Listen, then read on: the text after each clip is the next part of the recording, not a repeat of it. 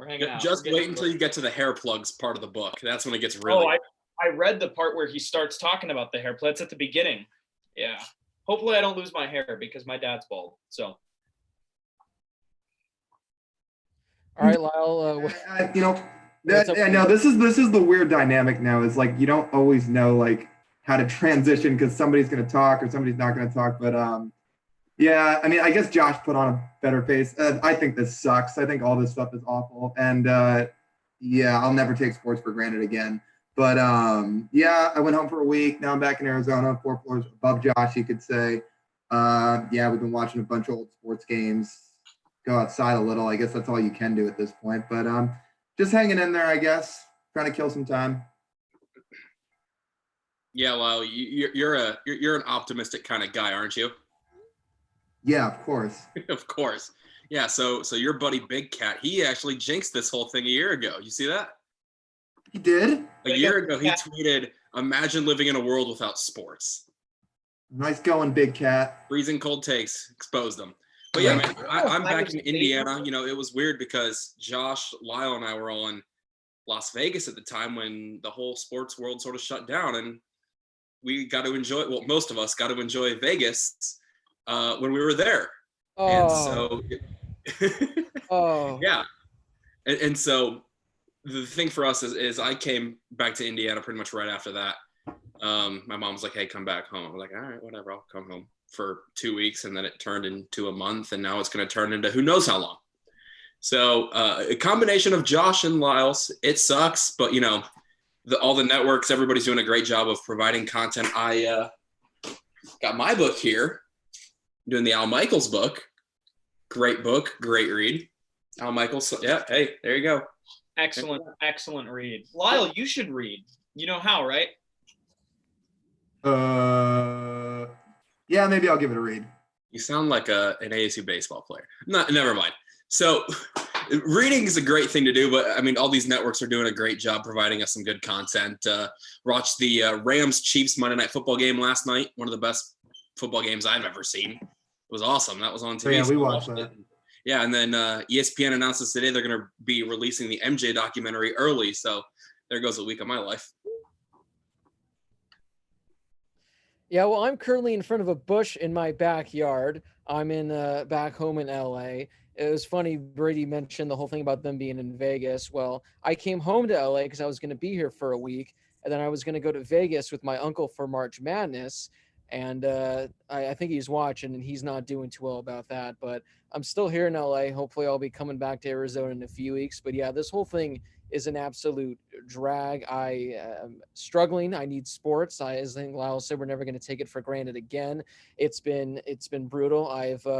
I've established Friday night rom-com nights with MJ, and we've also been binging One Tree Hill. So that's how that's been going for me. Although One Tree Hill is a really good show. But guys, we're all spread out. But Brady has something he wants to say. Maybe he watches One Tree Hill and he wants to talk about how great of a show it is. I don't. I was going to bring up a topic that we didn't even bring up in our rundown. Is what's everybody binge watching? What are you Netflixing? What are you watching now that you're stuck inside all day? Blake's doing One Tree Hill. I restarted watching Game of Thrones, so I'm rewatching it for the second time. Yeah. Didn't you watch it all in like 3 weeks? Yeah, and now because I had to like leave to go to Cape Cod that summer, and enough people had convinced me. It's like, yeah, just give it a shot. I think you're gonna like it. So I was like, I don't have a lot of time to do this. So it was like I was knocking out like 3 or 4 episodes a day back in May. And you realize the first time you watch it through, you're like, okay, as good as the show is until like the final 3 episodes, it's easy to miss a lot with all the names and all that and all the different moving pieces. So I was like, it's probably good to watch it a second time. So I'm like a few episodes in. Lyle and I and his roommate Sean and Blake's roommate Sean and my 3 roommates, we have started watching old sporting events every night. So they're quarantined upstairs. We're quarantined down here. So we figure, you know what, we might as well all quarantine together at night. So we just watch old sporting events. So we've watched a little bit. We've watched a few Harris highlights games to remember, just so we could knock out a couple of games in an hour. And then so we've watched the USC Penn State Rose Bowl, the Georgia Oklahoma Rose Bowl. Then we've watched that 2011 Game 6 of the World Series when the Cardinals walked it off. And then, of course, the reason I broke out the Kellen Moore jersey was we watched the Jared Zabransky, Ian Johnson, Boise State, Oklahoma game from '07. But in terms of Netflix, I've started watching All American, if you guys have heard of that. It's pretty good. It's the Spencer Paysinger one. So I started watching that on Netflix before the summer, and then kind of got distracted during the summer on Cape Cod with Lyle. So didn't finish that, but I picked it back up here. Rewatching Parks and Rec whenever I play video games, just to put it on in the background. And today I started watching something called Sunderland Till I Die. There's no soccer fans in here, or English soccer fans, but it's a documentary about a team that got relegated from the Premier League, and the series is about them playing in the second league in England, trying to get back to top flight. And spoiler alert, they don't make it because they get relegated again, and they are so bad. So it's fun. Terrible. Yeah. I started, never really jumped on this. It's popped up on my Netflix like 100 times. And I started New Girl. Really? Yes. And I was like, all right, I had some friends who were like, you need to watch this. I'm like, why? It's a dumb show. And I started watching it. It is funny. It is so dumb and funny. I love it. Has anybody watched Tiger King? No, my roommate. I need to. I feel like Blake would get way into Tiger King. Oh yeah.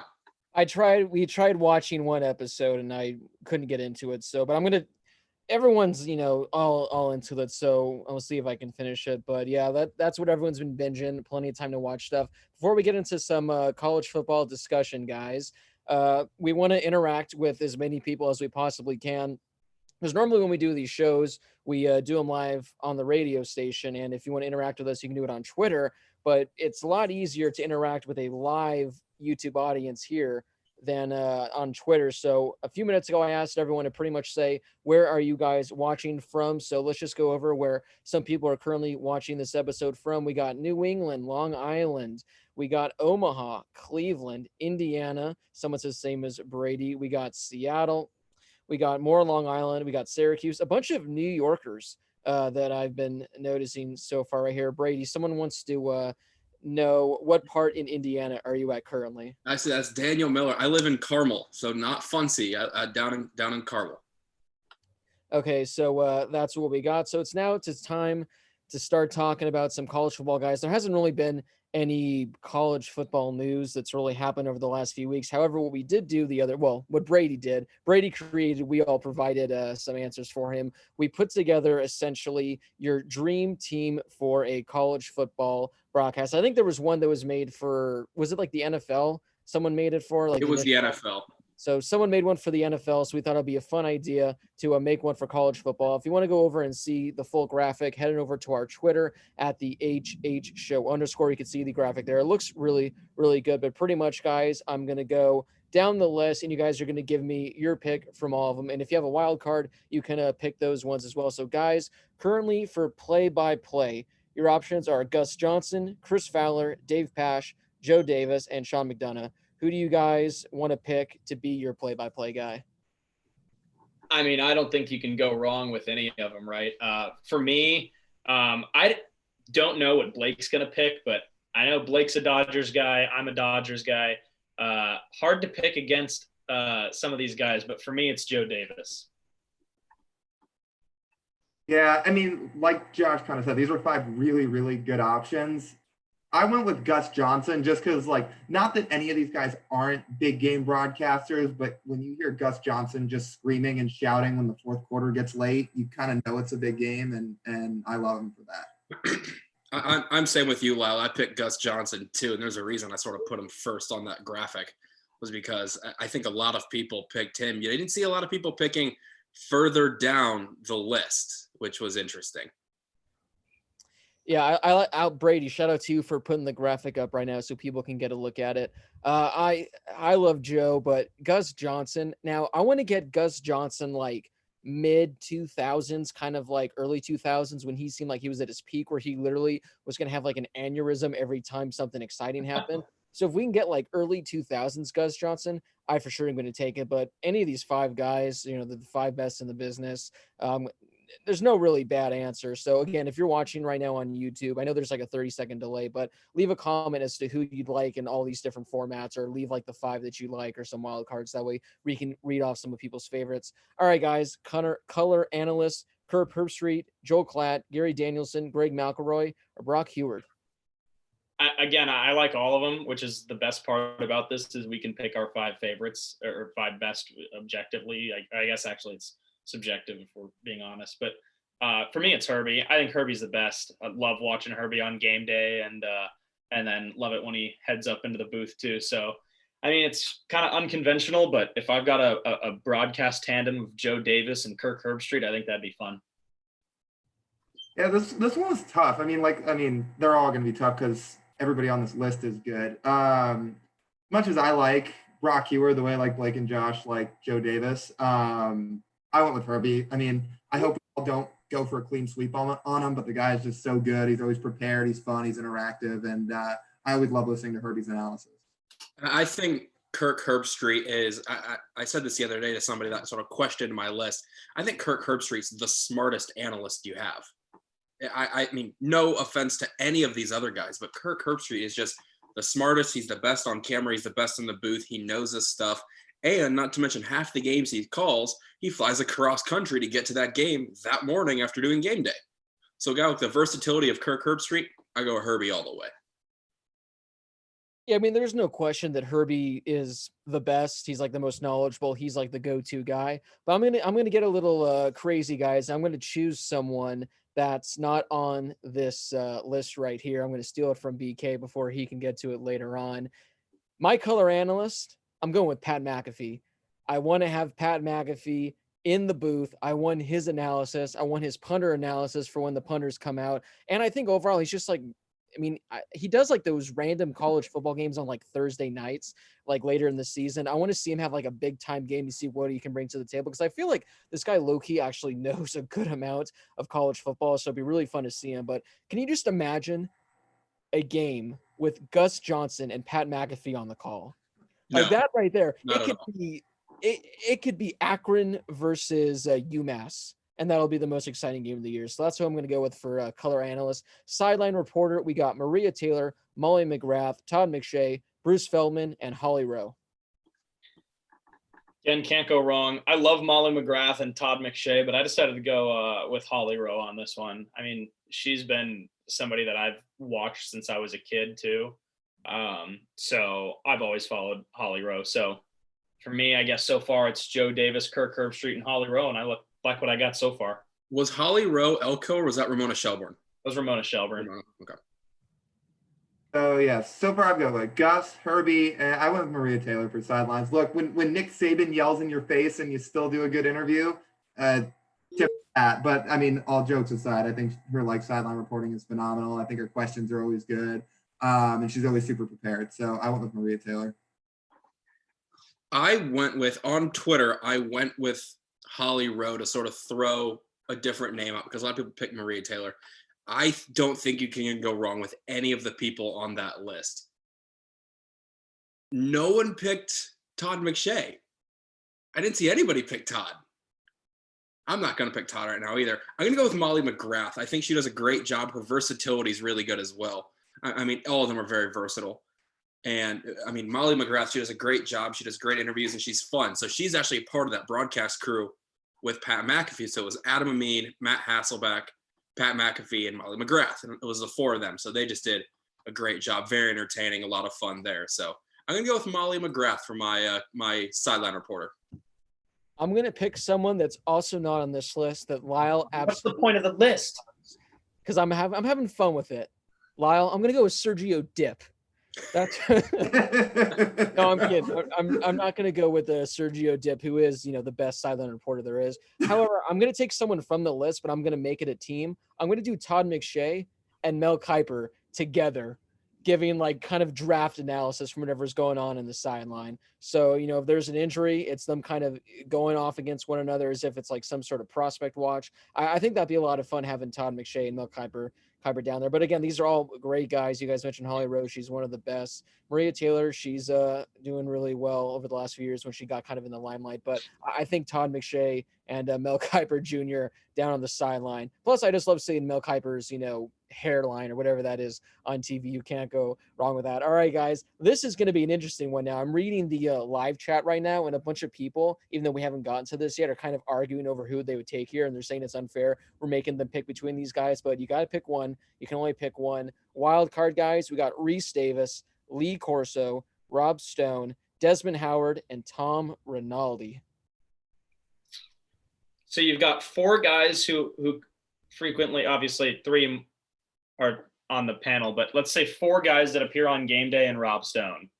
I think on Twitter I picked Lee Corso. My favorite of all of the college football personalities, one of my favorite on-camera personalities is Reese Davis.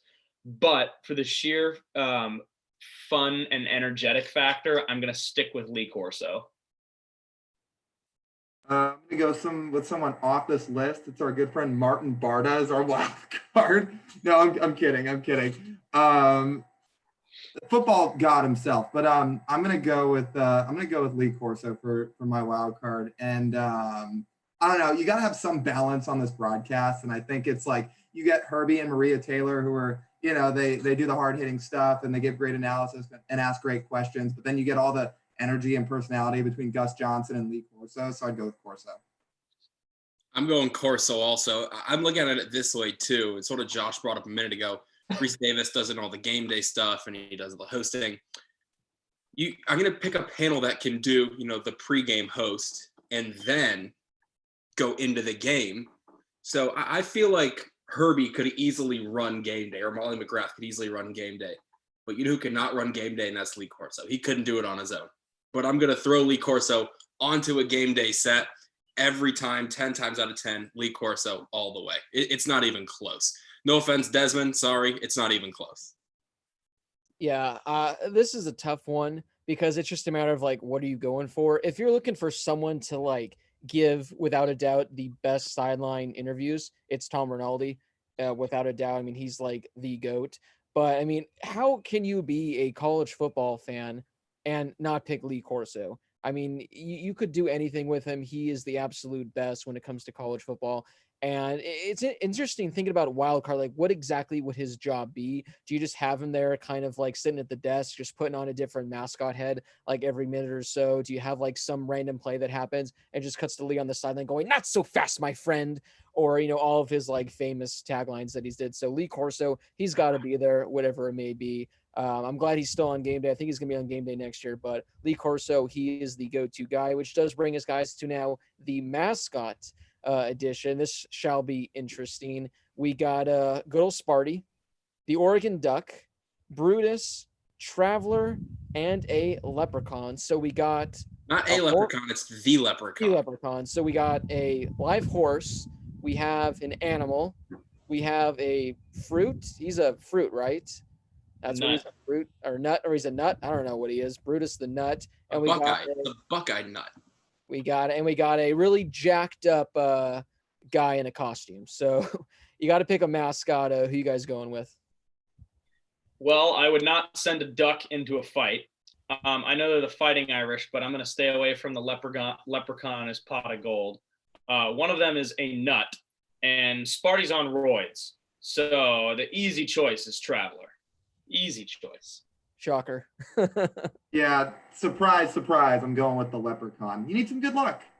Josh actually made this list for me, the mascot list. He pretty much compiled this whole thing, which he just jumped on it. I'm amazed you put the leprechaun on the list, Josh. It's iconic, but yeah. In reading the comments right now, there's one person that keeps saying "Sko," and that's MJ. And I'm gonna stick with MJ. I'm gonna go with the duck. Boo. Oh, you kind of saved me there, Brady, because if you didn't, I'd be forced. But yeah, she's been kind of texting me saying, "You got to do it.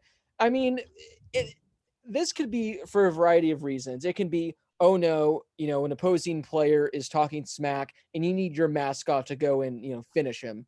then you're going to go with Sparty, like no question. Sparty's coming in clutch. If you're going for just something that's just so beautiful, it's so touching, it absolutely looks just magnificent, you got to go with Traveler. I mean, look at that beautiful horse. Beautiful. The Leprechaun, he's just disgusting, so that's not even being brought up. You got Brutus, who's a college football legend in the mascot world. Personally, I think he's overrated. And now you got the Oregon Duck, better known as Puddles. He's literally a duck, but he's the most fun. He's the most energetic. When you think of college football mascots, like if you had to think of a college football mascot to get their own TV show, it would probably be the Oregon Duck. At least that's what I think. So I'm going to go with good old What other mascots are in all the Heisman House commercials? Bingo. Yeah, I don't know.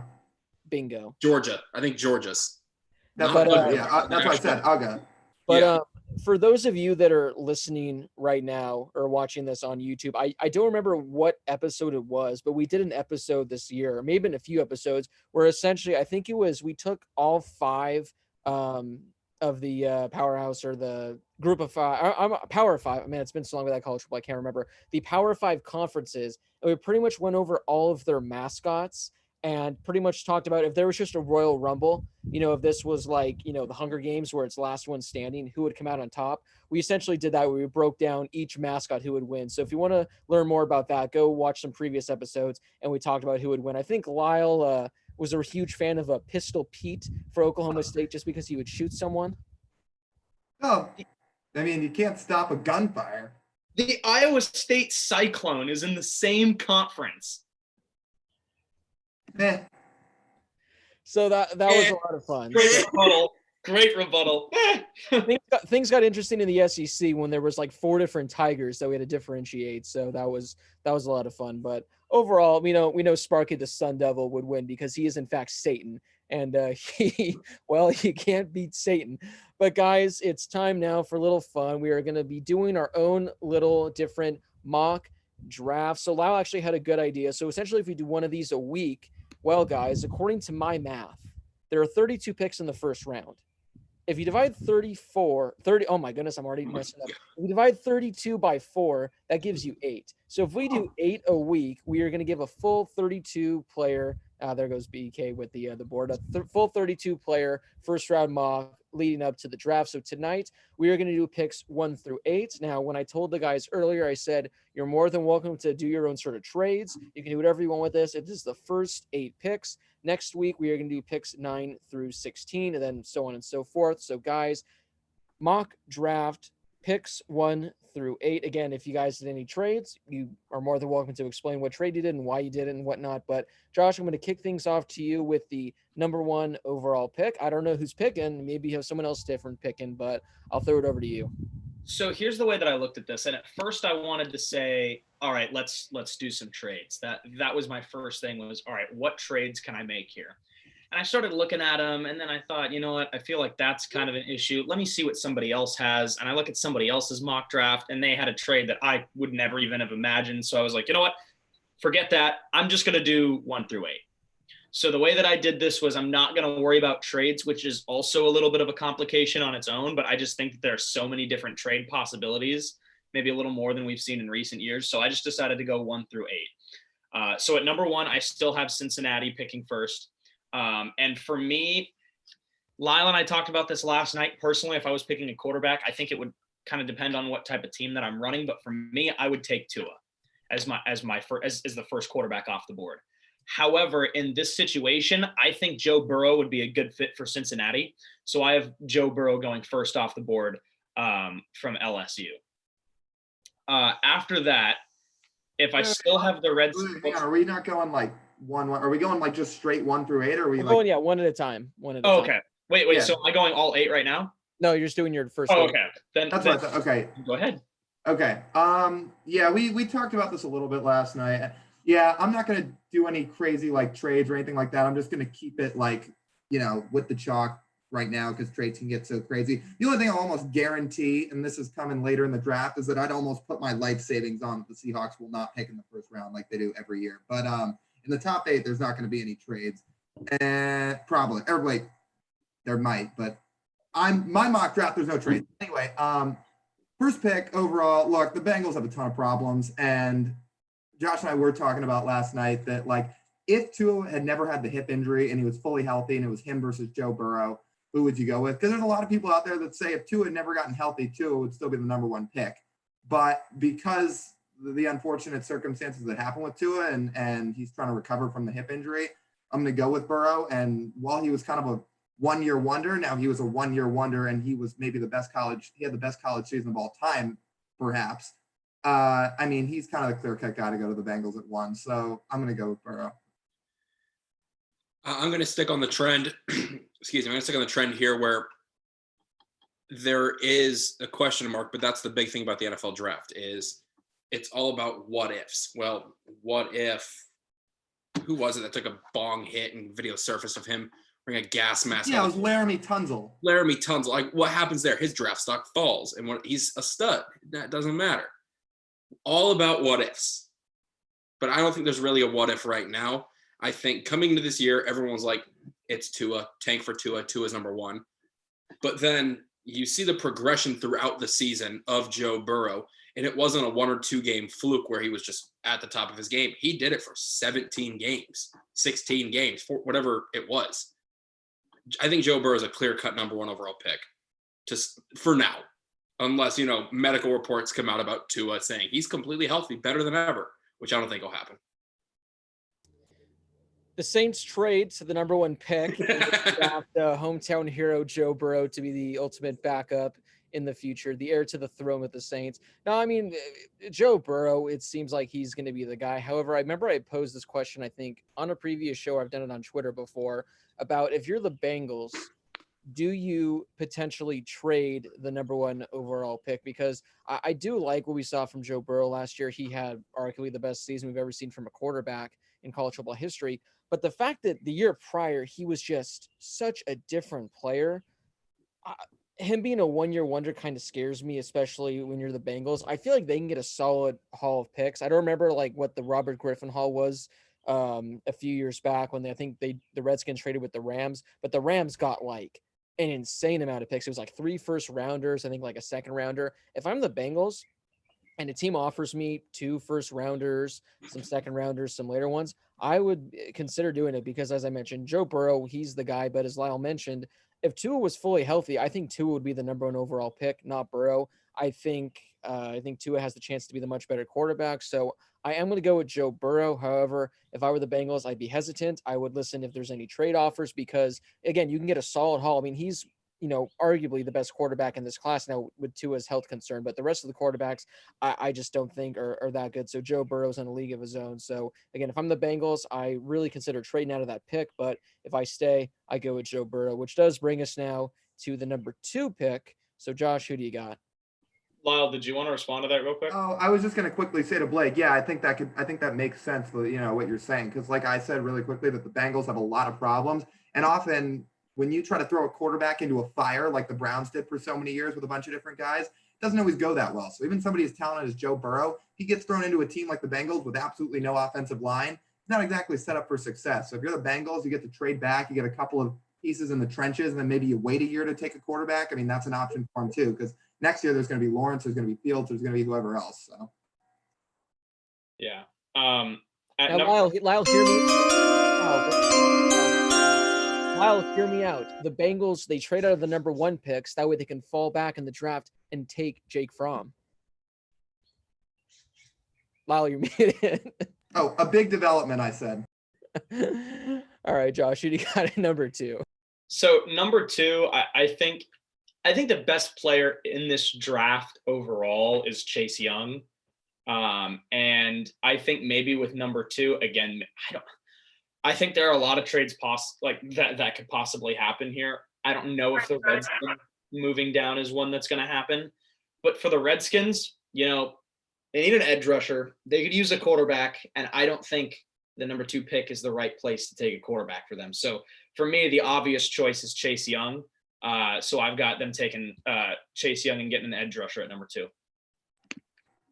I always say the teams that do rebuilds the best are the ones that, again, start in the trenches and then build out. And if you're a team like the Redskins, you drafted Montez Sweat last year. You have Daron Payne. You have Jonathan Allen. You have good guys up front. If you keep adding to that, I mean, that's what the Niners did, and look at them. If you're the Redskins, I I think this pick is a slam dunk. Take Chase Young. He's the best player in the draft. He's supposed to be just as good, if not better, than Nick Bosa. Go get Chase Young. Second pick, 2020 NFL Draft. Washington Redskins are going to take Chase Young from The Ohio State University. I really think if Joe Burrow didn't have the season he had this last year, I could put a question mark that Chase Young should be and could be the number 1 overall pick. He was the best player in the country, hands down. But he's going to go number 2. Oh, what a shame. This is a really small helmet. No, you just have a really big head. Yeah, Chase Young is the best, I think, player in this draft. I mean, a lot of people have said he's going to be better than, the Bosa brothers. And we saw this past season, like, how dominant Nick Bosa was. Or was it, I always get it, Nick Bosa or Joey Bosa was on the Niners. I always get him confused. Nick Bosa was on the Niners. And if he's projected to be better, that's going to be scary. And Lyle mentioned the teams that do the rebuilds best are the ones that build on the defensive front. And if Chase Young pans out, what a pick you're going to be getting. I mean, this is a guy where a lot of people say he's better than Jadeveon Clowney was when he was at South Carolina. He was the number 1 overall pick. So yeah, if you're the Redskins, this is a no-brainer. I have seen mock drafts that have the Redskins taken like Tua. They haven't gotten bold. Now, I don't think Dwayne Haskins is a really good quarterback yet, but you can't go giving up on Dwayne Haskins now, especially when you're passing up on Chase Young, especially with a guy like Tua that's hurt. So if you're the Redskins, I think this is kind of like the Bengals thing where it's a no-brainer. You got to go with Burrow. But I think Chase Young, a lot of other years, he'd be the number 1 pick. But yeah, I mean, what a guy you're getting at the number 2. Yeah, and also once the Redskins traded for Kyle Allen, that kind of seemed like it solidified the fact that they're not going to go quarterback. I don't think Kyle Allen's a stud by any standard, but he's a fine backup for Haskins while he tries to develop. So yeah, I think that trade kind of solidified it. All right, guys, the number 3 overall pick. Back, but who knows? So number 3, as it sits right now, is Detroit, and this is the first pick while I was going down after 1, number 2. Number 3 for Detroit, I think, is the first pick that stood out to me that makes me think it could probably get moved around. But again, as it sits right now, I have it with Detroit. I think they could use defensive line, obviously, maybe an edge rusher, but with Chase Young already off the board for me. Maybe stick DB, and if they need a DB or a linebacker, I think that they could potentially reach for Isaiah Simmons at this point. He's a guy that can play linebacker and then maybe in the NFL can drop back to safety a little bit. I've seen a lot of people think that he might be able to settle in as a safety. It might be a little bit of a reach, but I've got Simmons from Clemson at number 3. Look, so here's where I look at the Lions. And like Josh was saying, this is like where a lot of people think a trade might happen. We'll get to Miami in a minute, but there's a certain player that I think most of the league knows that Miami loves, and because they have 3 first-round picks, they might be willing to trade up to make sure they get that certain guy. But with the Lions, I mean, look, they have a lot of needs, and if they could trade back to 5, then maybe the guy that I'm kind of projecting they get is probably still going to be there. But if that deal doesn't happen with Miami and you have to move farther back, I wouldn't do it. If I'm the Lions, look, you just lost Big Play Slay. You need help in your defensive backfield. Well, Ohio State consistently year after year after year after year produces unreal defensive backs, the Lattimores and the Hookers and the Conleys and all those guys. Well, there's a guy that's currently sitting in the draft that might have been better than all of them. He didn't have a single pass interference in his entire 2019 season. He's absolutely locked down. If I'm the Lions, you can listen, but don't overdo this. If Jeff Okudah's sitting at 3, take Jeff Okudah. That's my pick. Josh, bringing up a point that I made on our last show, which was 6-7 years ago. It was the Isaiah Simmons factor, and this was talked a lot about at the Combine too, and that is he is such a good player, such a good talent, but where do you put him? The Lions are one of the teams that would warrant taking him to put him anywhere. Whereas a team like the 49ers has a solid front line. All right, you're not going to put him at front or an edge rusher. You're not going to put him in a linebacker slot for a team that's got a solid linebacking core, where the Lions have nothing on the defensive side of things. They, like you said, they lost everybody. Losing Big Play Slay was a big, big time deal for them. But I don't think you can warrant replacing a guy like Darius Slay with Isaiah Simmons. I think you got to go pretty even level already, and I'm going to go with Jeff Okudah at 3 for the Lions. I think it's a pretty solid choice for them to just throw him right in, day one starter. Simmons is going to be a guy that can impact any defense, and he'll go, top 10 as well, but I don't think he's a great fit for the Lions. Yeah, I mean, unless the Lions completely just botch this, I mean, they're going to be getting a good player. I like Isaiah Simmons. I like how Josh has him there. Lyle kind of hit it as well, where like Isaiah Simmons is kind of like this freakish athlete where he honestly might be like the second best player in this entire draft class. But if you're the Lions, like Isaiah Simmons, he'd be the fun, kind of exciting pick to make. Be interesting to see what happens. He might end up being, the best defensive player from this draft. But Lyle mentioned as well, he lost Darius Slay. Jeff Okudah, the best cornerback in this class by far. He was an absolute beast. I like that Lyle got the it was like a BK kind of random fact that he didn't have a single pass interference in 2019.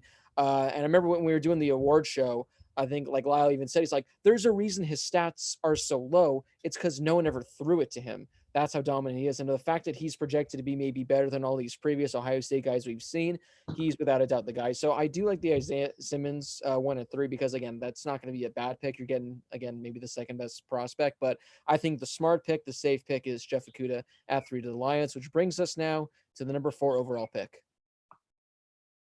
And the New York Football Giants, again, a team with a lot of – oh, wait, it's Josh. What am I doing? My bad, Josh. You're good. Yeah, the Giants, I mean, I've seen a lot of people saying that they're going to maybe make a couple of moves around, potentially even trading back, swapping with the Dolphins, like Lyle said, even if the Dolphins don't go to number 3. I think they go offensive line, and there are 3 different guys that I think could go in the top 10, maybe even the top 8, not all 3, obviously. This one is my first. For me, I think this is a little bit of a reach, but I don't think that maybe Mekhi Becton goes here. I think Andrew Thomas is another option from Georgia. I think the Giants could go with Jedrick Willis from Alabama. He was pretty dominant at Bama, strong, reliable offensive lineman, and I think they could use a little bit more depth there. And he's a guy that's probably going to slide in immediately. So I think that'd be a good fit. But again, this is one of the ones where I kind of had 3 different guys that I could go to, and I was trying to figure out which one would be less of a reach to get at 4, less of a reach to get at 5 4 without making any trades. And I settled on Willis. Yeah, so there's a lot of ways the Giants can go. Obviously, they need some help on the O-line. They need help just about everywhere. But I'm going to kind of mirror the same response I had with the Lions at 3 that I will for the Giants at 4. And I'll kind of speak for our friend that's a Giants fan that's not on this show, of course. But yeah, there's been rumors that they go with Mekhi Becton, or it's either Mekhi or Mekhi Becton. I forget how it's said, but one or the other at 4. There's been rumors they'll go O-line, but you know what? The Giants need so much. You got to go best player available. So I'll say the same thing. Don't overdo this if you're the Giants. Get Isaiah Simmons, the best player on the board. He can do so much for your defense. This is where I have Simmons, and it's at 4 to the Giants. I think jumping in the same boat Lyle was in is at this point you go with best available. You don't need a quarterback. You don't need a running back. I think this is a little too early to jump on a wide receiver at 4. So you go best available. They need to sort of fill the void in the DB slot, which it was not great for the Giants this last year. But your best DB's taken already. So you go your second best option, you go best available, and you're going Isaiah Simmons. Yeah, I kind of just mentioned it as well, where Isaiah Simmons, he could be the second best overall prospect, maybe the first overall best prospect, depending on what you're thinking. If you're the Giants, you're in an interesting situation here where I think without a doubt the number 1 need they need to address is offensive tackle. But again, when you have a guy like Isaiah Simmons that's currently sitting on the board, he's a guy you don't try to get cute, like take the best player available. However, things could get interesting for the Giants because they need an offensive tackle so bad. Maybe a team tries to trade up to that 4 spot, whether it's to get Isaiah Simmons, whether it's to get a quarterback.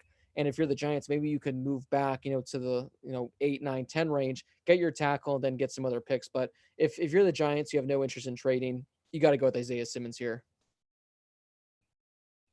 Oh, I thought you were saying like give it to I did, but then I took back my statement. I read something wrong, so never mind.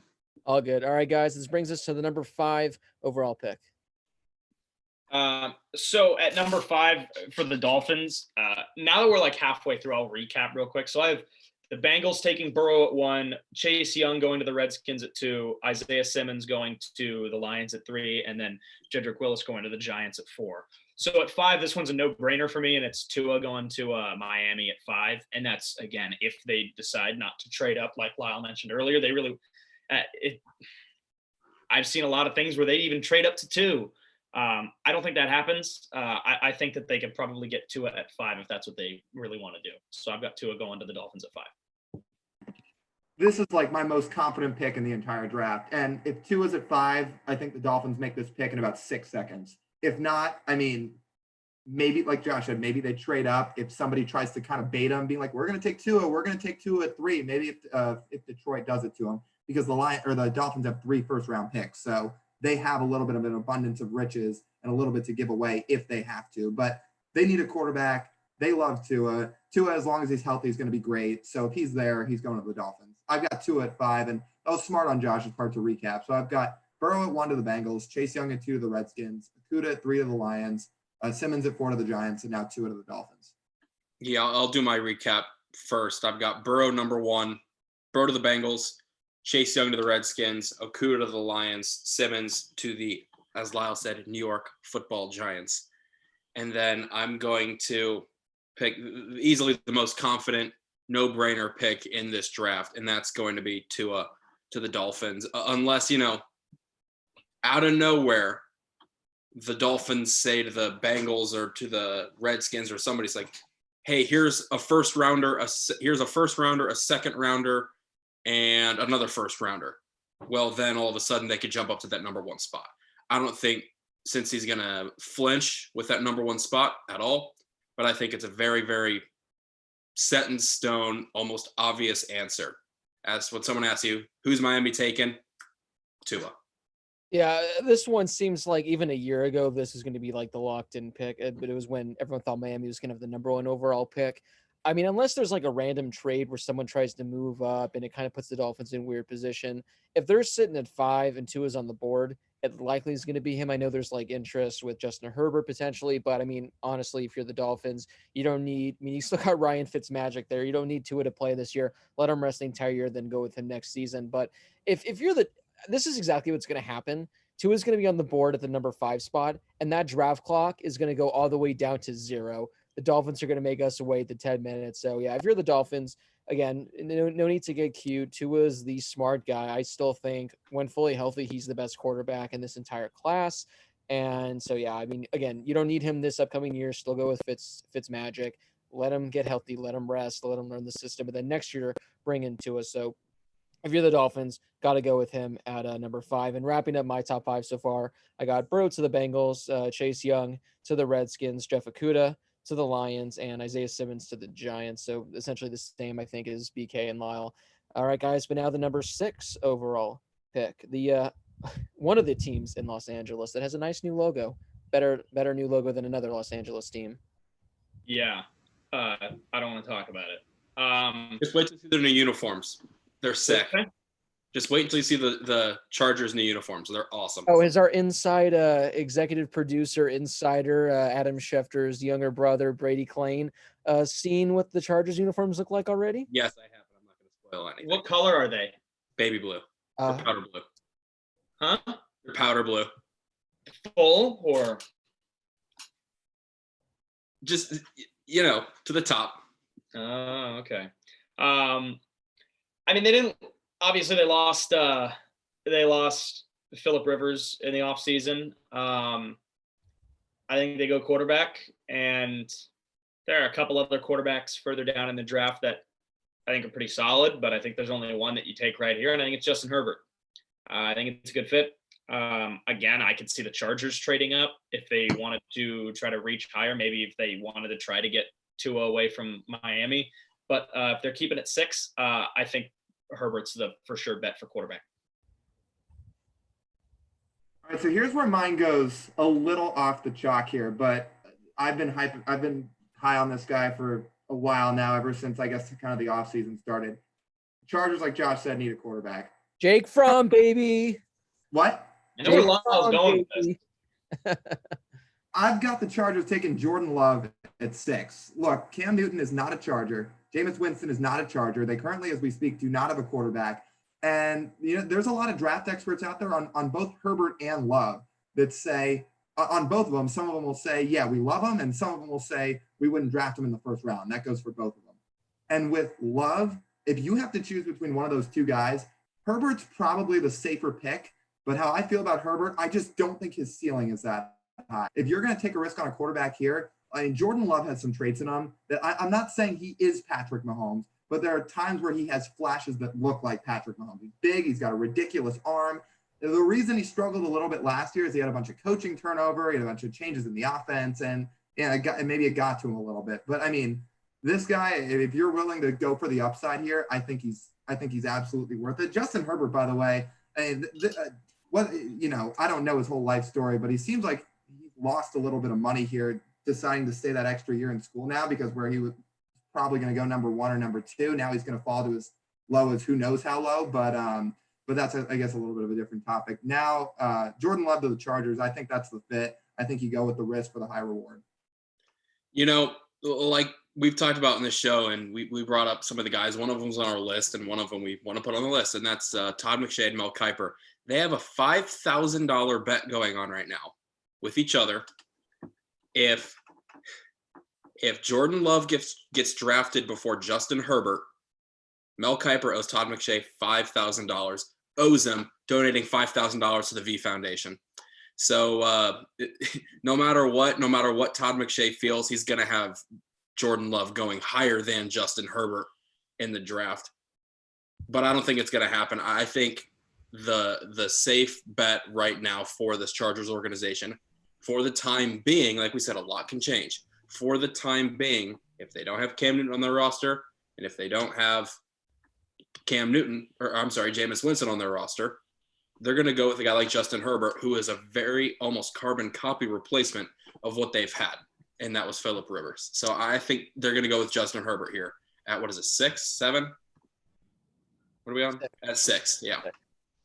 All right, before I get to my pick right now, for those of you watching, when we're done in 2 picks, we're going to spend about 5 to 10 minutes doing a Q&A segment. So if you have any questions you have for us, I'll let you know when. But like I said, when we're done with these next 2 picks. So if you have any college football related questions or just any questions in general, think of some good ones and write it down in the chat. That way we can discuss them for, like I said, 5 to 10 minutes or so until the episode's over. At 6, I really like what Lyle had to say about Jordan Love. He's kind of like a interesting wild card. I do think Jordan Love's going to end up going probably like top 12, maybe top 10. I think someone's going to trade it to get him because he is such a risk where he has the chance to be a really good quarterback or it can be a bust, because last year his field vision wasn't too good. I think he had like maybe a few more touchdown passes than interceptions. So he's definitely a risk. I think Justin Herbert's a safe pick. Although, like, if I'm, going to risk who's going to have the better career, I think there's more upside with Jordan Love than Justin Herbert. But as I mentioned, I think Herbert's the safe pick.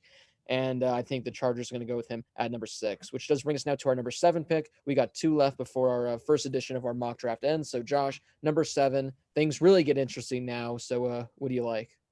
I think it would be surprising to see him fall this far, considering what Lyle had to say earlier. If you're looking for a defensive player and you want to take the best player available, you take Jeff Okudah.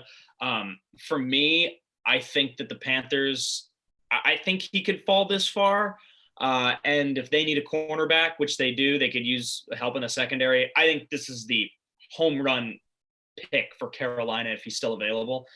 So I've got Jeff Okudah going 7th overall to the Panthers. I've got him taking Derek Brown here. And this is a guy who, I've seen him high, I've seen him low, more high than low, especially in the recent weeks. And this is a guy who's just so disruptive and so explosive on the defensive line. Panthers are looking to, get some help on defense, and this guy can create some absolute havoc. So I've got Brown at 7 to the Panthers. I'm going to go with one where you guys both went defensive side of things. Well, you look at what you have now. You got a new head coach, you got a new quarterback. You got Matt Rule, and you got Teddy Bridgewater. What do they need? They need a reliable weapon. I was going to reach for a receiver at 7. I thought about it. But what's even more important than a threat downfield, and that's somebody to protect your new franchise quarterback? I'm going Mekhi Becton. I'm going to push him. He's going to be the first offensive lineman taken. I'm pushing Becton up to 7th overall from Louisville. I mean, this dude had an unreal combine. 6'7", 364, ran a 5'1", 40, put up 23 reps of bench. The bench press was not great, but when you look at this thing, I mean, his arms are 35 and a half inches long. That's big. That's big. That's 3 feet of arms. That's a lot of arms. So when you look at that, the bench press numbers are a little iffy. Don't take too much into question, but Mekhi Becton had a great combine. I think he's going to be a really good guy to watch out for and could be a good young player to come protect Teddy Bridgewater with a system that Matt Rule, we really don't know what he's going to implement and bring up from college to the NFL. So I'm going to go Mekhi Becton. Yeah, the Panthers are in kind of a really interesting and tough spot because essentially for the most part, if things go to plan, we kind of know what the 6 picks are going to be. Now, if there's something crazy that happens, that's going to mess everything up. But if there's some, shenanigans that happen, like Josh mentioned, Okudah could follow them. Isaiah Simmons can follow them. They can go to with a tackle. I mean, there's a lot of options. As Brady said, they can go with the wide receivers. So the Panthers, they have a lot of options, but I'm going to go with Lyle with this one. I'm going to go with Derek Brown. I mean, this guy is probably one of the best defensive prospects in the draft. You can make the case he's the second, the third best, and you're getting an absolute stud there at 7. I think the Panthers really need some help on that defensive line. So again, there's a lot of different things they can do. Now, again, if Okudah or Simmons fall to them, by all means, take one of those guys. But if I'm the Panthers and I'm sitting at this spot and this is how the draft goes down, I'm going to take Derek Brown at number 7 from Auburn, which does bring us to our final pick for this first edition of it, our 8th overall pick, which is the Arizona Cardinals. Josh, what do you got? This is another pick where I think I don't want to say it's almost certain, but I'm confident it gets shopped around. But again, if it sticks with the Cardinals, I think they go offensive line. I feel like the right side of their line is pretty okay. I don't know. I think they need something on the left side. So I think they go tackle, which is why I think they go with Andrew Thomas from Georgia. They need somebody else to protect Kyler Murray because I don't think that Kyler's a bad quarterback, but I think he needs a little bit more help. And with the weapons they're getting now, I mean, they're getting DeAndre Hopkins. They're bringing back Kenyon Drake. Obviously, you've got Fitz for one more year, right? I mean, Andy Isabella, maybe. I don't know.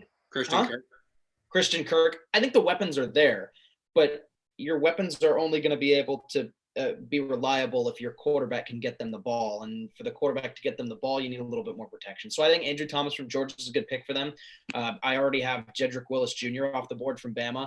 I think Becton can get picked this high too. But for me, I thought the safer pick was maybe Andrew Thomas if they go tackle. Yeah, so this is where my first offensive lineman is too. And I'm going to go with BK just a pick later. I have Mekhi Becton going 8 to the Cardinals. I mean, this guy's a physical freak, long arm, big body. Cardinals need some protection. And I think this guy has a chance to be a stud. So I have Becton at 8. 2 weeks ago, I had CeeDee Lamb going to the Cardinals, really no questions asked. Reunite him and Kyler, the Oklahoma connection. I thought it was a really a no-brainer. The addition of Hop, I mean, that changes everything for this pick. So what I'm going to do is I'm going to take back, their other position that they needed was in question was offensive lineman. They're going to go Tristan Wirfs from Iowa. I think he can help solidify that left side of the offensive line, move some things around. He's a big guy, but he might be quick enough to play guard if need be for the time being. But I think he can play an outside tackle. So I'm going to go with Tristan Wirfs to the Cardinals at 8. Yeah, Blake, which offensive lineman are you going to pick? Yeah, I think BK was looking at my notes again because a few weeks ago, this was like a no-brainer, picking a wide receiver and then going with CeeDee Lamb. I mean, bringing him back with Kyler under Cliff Kingsbury, that would have been exciting to see. Maybe they still do it. Maybe they just create, the wide receiver duo of death with DeAndre Hopkins and CeeDee Lamb. And with Kirk, that'd be a trio. And Christian Kirk, if he's able to get some more time to develop, which, by the way, still, I can't believe the Cardinals finessed DeAndre Hopkins for what they gave up. What an absolute steal. But, yeah, I think if you're the Cardinals, you're smart. You go offensive tackle here. Maybe you trade back to get another one of these guys. But this is when things get interesting because I think there's 4 guys that if either one of them's the first offensive lineman taken, you you got no problem with that. Also, BK, I think is the camera on Lyle right now because his thing is yellow, so I don't know if my thing's currently on right now. But anyway, It's on you. Oh, it is on me. Okay. If I'm the Arizona Cardinals, which I'm not, but I am for this sake, I am gonna go with Tristan Wirfs from Iowa, just because I don't have his combine numbers up in front of me right now, but I remember he absolutely lit up the combine. I think he was near the top in essentially every category. Again, any offensive tackle you're taking here is going to be a good one as long as it's one of the four ones. I think it's Wills, Becton, Thomas, and Wirfs. So if you're getting one of these four guys, you're getting an absolute stud. So that does wrap up my top eight. That wraps up our top eight guys. This was fun. This was more different than I thought it'd be. But BK has a little something he wants to add. Yeah, Tristan Wirfs measured in at 6'5", 320, ran a 4.8, 540, 24 reps on bench. I mean, the vertical and the broad jump don't really matter. The 3-cone drill's big, 7.65, and the 20-yard shuttle is 4.68. So some solid combine numbers for Tristan Wirfs. So this was a lot of fun. So next week, if we do a show, if things go according to plan, we'll do our picks 9 through 16. Maybe we can get a little freaky next week and do some trades or something like that. But guys, it's time now. We got about I say 5 to 10 minutes, if that's okay with you guys, to go through, do a live Q&A. Whenever we do our shows, normally we always ask people to ask us questions on YouTube, ask us questions on Twitter, but we never really get any live questions right now. So if you're watching the stream right now, going over, type in any question you have. It could be college football related, it could be NFL related, it could be just anything random related, like what movies, TV shows, books, restaurants do we recommend, anything like that. Someone can ask Lyle what his favorite dog is. That'd be a funny question as well. So we're going to turn now, look and see what kind of questions we got. Now, I found this one earlier. Someone asked this. So I'm kind of scrolling to see if I can find it. I don't let's see, I can't really remember what it was. I'm just gonna say here, someone essentially said if Arizona State were to go, it's independent, they were to leave the Pac-12, what are some matchups you would like to see them have on their schedule? I mean, I would like to see them. There are some things that I think you need to keep on the schedule. So with the way that some of these past games have been, I would say obviously add on Utah. I think U of A is obvious, so I think there's 2 right there. Why not? I've seen them play every year since I was a kid, so let's toss USC on there. So I'll say 3 teams at least from the Pac-12 stay on there. I think a Boise State would be fun. I'll say an Oklahoma State. Let's combine a bunch of these teams on the West Coast for them. That maybe would be fun. West Coast-ish. So like an Oklahoma State, maybe a Baylor, I think would be cool to throw on there. A Boise State, BYU, maybe some matchups that are not far off travel-wise, but are still interesting that we wouldn't typically see for Arizona State in the future. Okay, so remind me, they have what? They have Florida in 10 years. They have LSU in 10 years. Not Bama though, right? Huh? Not Bama though, right? I don't think so. It's just Florida and then Texas, right? Is Texas on there? Yeah, Texas is on there. And I think Oklahoma State's on there as well. And Oklahoma State's on there. I'll mention LSU as well. Yeah, I did. Yeah. Okay, so those are the ones. Let's see. Who else would be fun to see ASU play? I mean, there's a lot. Josh had a couple of good ones. Boise State would certainly be good, and some of these West Coast teams. If you want to stretch it out a little bit and stay with some of these group of fives, seeing him play a UCF would be pretty cool, or seeing him play Memphis. And if you want to go really all out for one, let's go with ASU Ohio State in Columbus. That'd be cool. It would be a big matchup. So yeah. Home and home? Yeah, why not? Yeah. Hell yeah. Some of the games that are on here, so they've got BYU next year and the year after, UNLV the same time.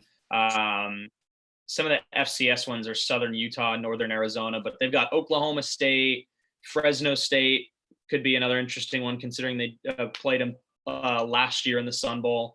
Wyoming, Mississippi State, A&M, Texas A&M, San Diego State, Hawaii's on there again.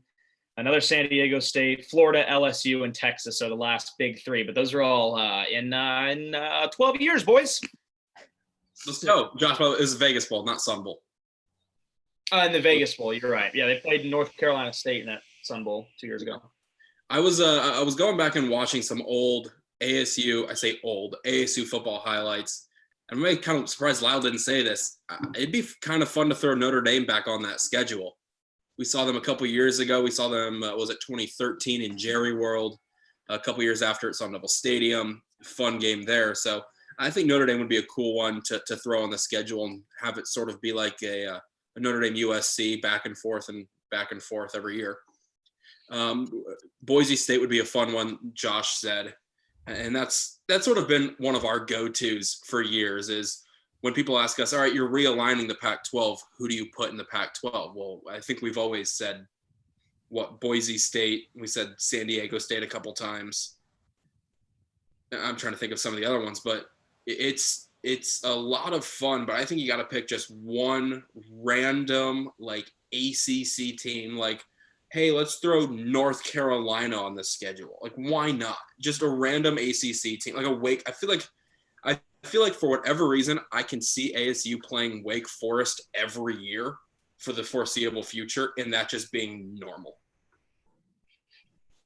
I like, where's Captain Rob when you need him in the chat?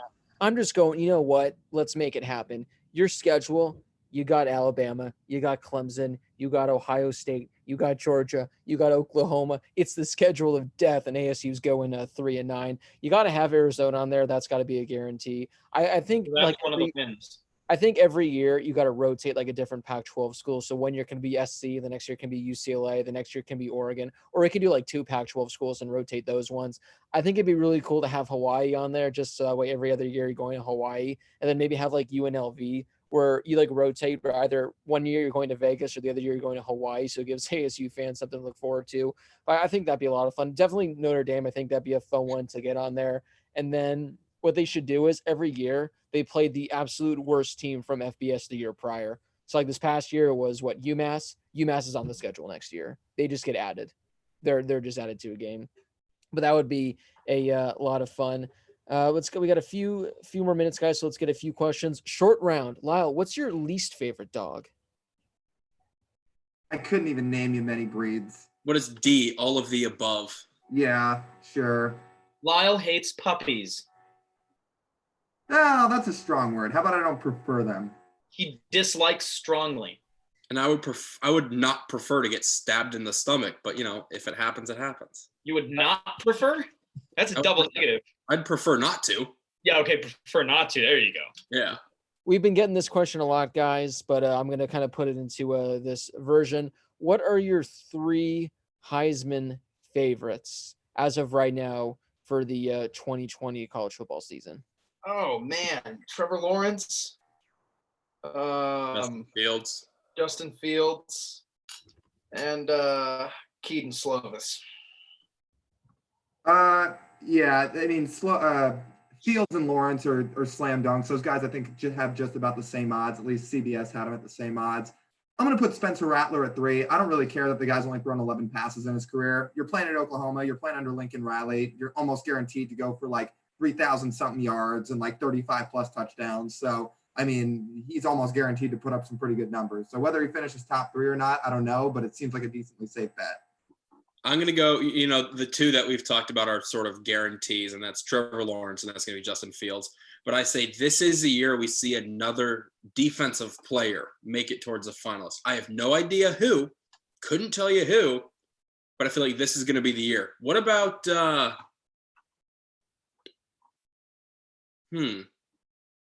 Merlin Robertson. No, you got to pick somebody off that LSU secondary.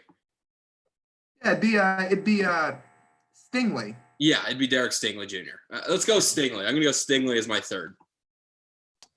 Yeah, I mean, obviously you have the easy guys, Lawrence, Fields. I'm going to not include them. So I'm going to go with 3. Also, can you guys hear the birds? A little bit. Yeah, they're going crazy. Can you hear the turtle? Can we hear the turtle? Oh, yeah, a good old Dribble. Should I get Dribble over here? I have a turtle named Dribble. So and he's currently, we have like a little kiddie pool. Whatever, I'll just do it. We have like a little. Tell the story about how he disappeared. Yeah, there he is. Yeah, long story short, Dribble was missing for about 2 months, and then we found him next door. He was buried in a hole. So Dribble's home. I've had him for like 16 years. But that's all we're gonna get from the story. That's all we're gonna get. So my guys, other than the main two, I'm gonna go with Jamie Newman, who's the quarterback now over at Georgia. Georgia's getting an upgrade at the quarterback, so we're gonna be seeing a lot of great numbers there. Travis Etienne, who decided to come back, he's probably the best running back in the entire country. Clemson's going to be dominant, but it's going to be tough depending on how Lawrence does if they want to have the running back and quarterback there. But I think Etienne, once again, is going to put up insane numbers. And I really like Sam Howell. We talked about him a lot in one of the recent shows we did a few weeks ago. I mean, if North Carolina can win 9 games, maybe even 10 games, if they're a threat in the ACC, I think Sam Howell's going to be up there because what he did as a freshman was absurd. He had insane numbers, kind of went under the radar. So I think he's going to improve on that. I think he's going to get a lot better. And again, if North Carolina can win 9 games, we'll be seeing him in New York. Yeah, he's got such a good arm. I mean, he's a stud. He was one of those true freshmen. Hey, Josh, did you know that at least on CBS, Ian Book's ahead of Keaton Slovis as we speak in the odds? Wow, CBS. Yeah, that's going to stay the course until it's Clemson Notre Dame and Book goes like 10 for 35 for like 80 yards and they lose by like 25 points. Well, hopefully Ian Book's not out there banging cheerleaders with football. So we got time for one more question, guys. This is kind of a good one, but it's also kind of tough because I don't think we have the schedule memorized too much. This comes from Michael Collins. What is the best non-conference game next season? So as I mentioned, I wouldn't expect us to know every non-conference game, but at least from the ones you guys can recall, what is one that kind of catches your eye or one that you're really looking forward to? I mean, I know that SC and Bama play next year. I don't know how good of a game it's going to be. I would think that it's going to be better than it was a few years ago. It's hard for it not to be better. Yeah, I mean, I will say that it will be better than the game from 2016. But I don't really remember what else there is. I mean, I'm sure that there's a couple good ones, but for now, I'll just say that Bama and SC play. The one I'm looking for. What's up, Lau? We might have the same one, but you can go. That's why I jumped on it so I can go first. I never get to go before anybody else. That's fine. Go ahead. Ohio State, Oregon at Autzen Stadium week 2. That was mine. Yeah. Yeah, that's gonna be crazy. That was my number one. LSU Bama every year is gonna be awesome. I'll be interested to see what it's like this year because it's gonna be Miles Brennan and Mac Jones now. It's not Tua and Burrow anymore, but even still, LSU Bama's pretty good. So yeah, probably those two.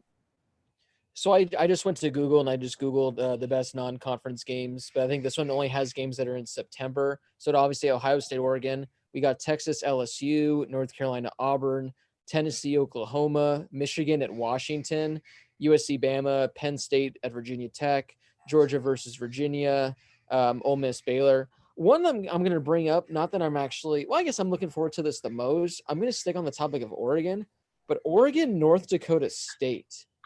I think that's going to be a really interesting, exciting game because we've seen North Dakota State essentially dominate the FCS for the last decade. They've beaten a few FBS teams when they've gotten the chance, but they haven't been powerhouse teams. It's kind of like when Boise State, 15 years ago got to play Oregon and they beat them, and we got the infamous punch and then from the end of that game. So I think it'll be really interesting to see how North Dakota State matches up against Oregon because I think, God, these birds are really loud. Oregon's got a solid first 3 games. It's ND State, it's North Dakota State, it's Ohio State, and then it's Hawaii. Yeah. So they got a really good slate. So I think it's going to be fun to see North Dakota State go up against Oregon. As I mentioned, I think Oregon's going to be the best team in the Pac-12 next year. They're going to be, I think, a top 5, top 10 team all season. So we'll have to wait and see. But I'm really looking forward to that one. But, guys, that does wrap up this edition of the Harris Highlight Show. We made it work somehow. This went better than expected. I thought this would be an absolute just meltdown, but we did well. So Brady, thanks for helping set everything up. And guys, if you enjoy doing this, we're definitely hopefully no one's got headphones right now. You fix the read all talking? I can hear you. Yeah, I can hear you. You guys hear the music? Yeah. But if I can hear me, I have to do this. And next week, maybe Monday or Tuesday, we'll have to wait and see. But to everyone that's currently in the chat right now, I know we've had a bunch of people come and go. I think we had up to 100 people at one point. So a bunch of people kind of going in and out. So if you enjoyed watching the show live on YouTube, follow us on Twitter at the HH_. That way you can see when we're going to be doing this next because, as you know, The studio is currently closed, so we can't be in studio, but maybe we can all be in Arizona in the next week or so, so that way it'll be a little interesting. So that does wrap up this episode. Again, make sure to follow us on Twitter. Again, thanks for everyone for tuning in. This episode will also be live on YouTube, so you can check it out there. So for Lyle Goldstein, Josh Schaefer, and Brady Klein, this has been Blake Harris from the Harris residence backyard in beautiful downtown Monrovia, and we will see you guys next week. Stay safe.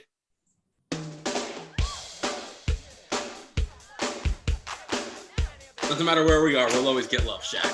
Oh yeah. That actually went pretty well, I thought. It went really well. We're still going.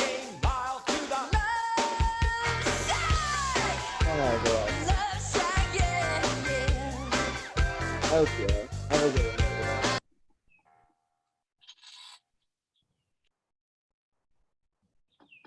I gotta figure out how to end this thing. Would you live stream on YouTube or no? Yeah, on YouTube. All right. Oh, here we go. So this is episode 2 of the remote Harris Highlight God, Show. I hate you guys. Thank God we're finally not live anymore because I can't stand working with you guys.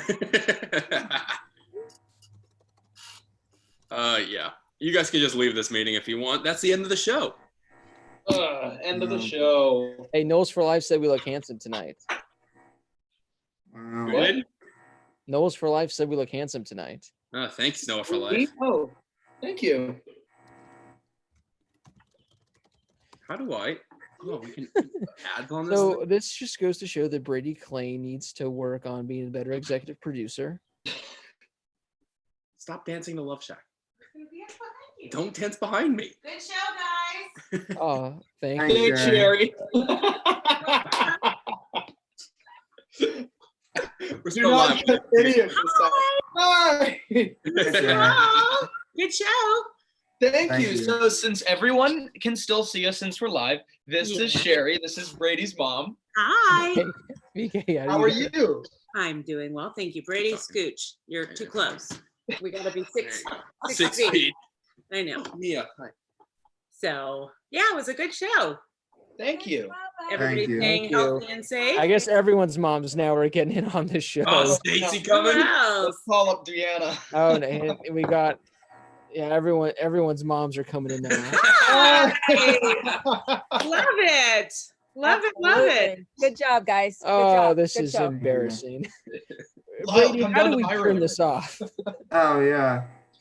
I'll just Okay. zip Bye. it all Bye. down. We got Bye, more Jerry. coming in, guys. Hold on. We Great got show, more. guys. Yes. Keep it up. Thank you. You finally Thanks, I might Mark. join you on next week's show if that's okay with Yes. you guys. Peace out. Stay safe. Peace out. Wash your hands. Wash your hands and then use promo code BH20 when you're washing Brady, your balls. end the show. End the show. Bye.